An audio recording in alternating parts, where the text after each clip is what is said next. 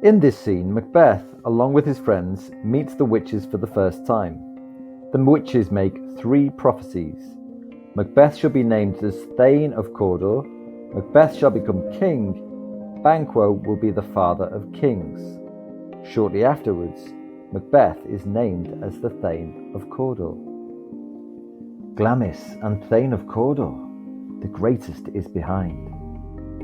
Do you not hope your children shall be kings, when those that gave the Thane of Cawdor to me promised no less to them? That trusted home might yet enkindle you unto the crown, besides the Thane of Cawdor. But 'tis strange, and oftentimes to win us to our harm, the instruments of darkness tell us truths, win us with honest trifles, to betrays in deepest consequence.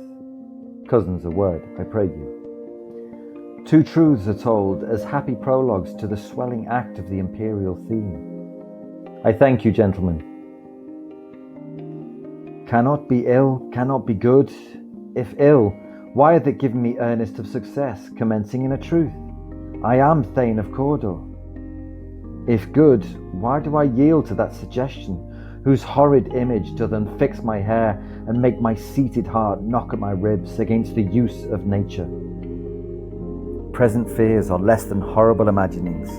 My thought, whose murder yet is but fantastical, shakes so my single state of man that function is smothered in surmise, and nothing is but what is not. Look how our partner's rapt. If chance will have me king, why chance may crown me without my stir.